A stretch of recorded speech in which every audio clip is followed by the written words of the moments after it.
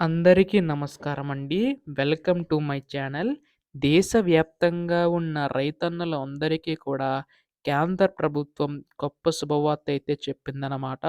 అర్హులైన ప్రతి ఒక్క రైతన్నకి కూడా పీఎం కిసాన్ 19వ విడత కింద నిధులనేవైతే జమ చేయడానికి సిద్ధమైనట్లుగా తెలుస్తుందనమాట.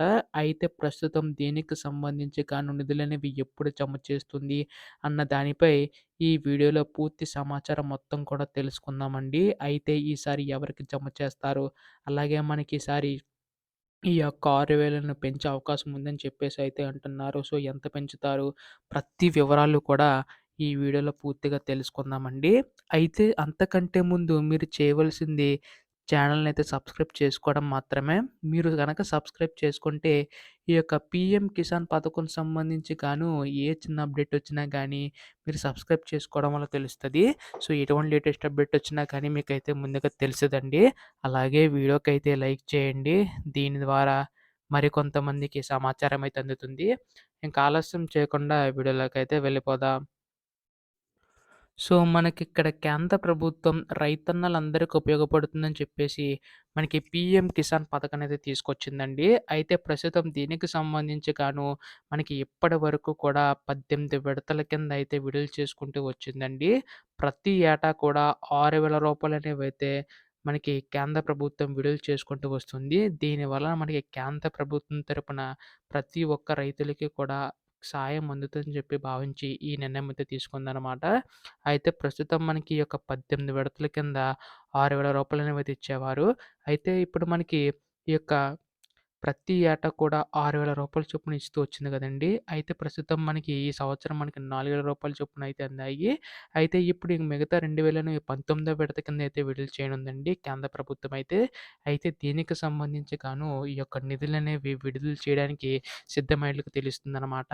అంటే మనకి ఈ యొక్క 19వ విడత సంబంధించి గాను మిగతా రూ. 2,000 అనేవైతే విడుదల చేయబోతుంది.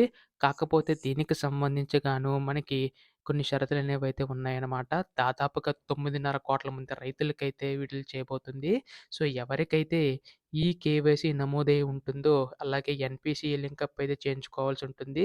సో, ఎవరికైతే 2 అయి ఉంటాయో వారికి మాత్రమే ఈ యొక్క డబ్బులనేవైతే జమ అవుతాయండి. అయితే మీకు గతంలో కూడా 18వ విడత కింద నిధులు విడుదల చేసినప్పుడు కూడా ఎవరికైతే ఈ కేవైసీ, ఎన్‌పీసీ లింకప్ అయితే కాలేదో వారికైతే జమ కాలేదండి. సో, ఖచ్చితంగా ఈ కేవైసీ, ఎన్‌పీసీ లింకప్ అయితే చేయించుకోవాల్సి ఉంటుంది.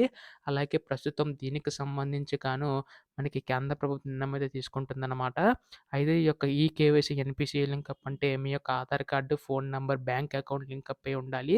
సో, ఖచ్చితంగా ఇవన్నీ కూడా యాక్టివ్‌లో ఉండేలా చెక్ చేసుకోండి. అంటే వాడకపోతే మాత్రం మీకు డబ్బులు వేసినా కానీ మీ యొక్క ఖాతాలో జమ అవ్వమాట. సో, ఖచ్చితంగా యాక్టివ్‌లో ఉండే బ్యాంక్ అకౌంట్ కానీ, ఫోన్ నంబర్ గాని ఇలా చెక్ చేసుకోండి. అయితే ప్రస్తుతం దీనికి సంబంధించి గాను కేంద్ర ప్రభుత్వం మనకి బడ్జెట్‌లో నిధులు కేటాయించి ఈ యొక్క నెలలో అయితే విడుదల కాబోతున్నాయి. సో, దాన్ని బట్టి చూసుకుంటే మనకి ఈ యొక్క నెలాఖరులోగా ఈ యొక్క నిధులనేవైతే విడుదల కాబోతున్నాయండి.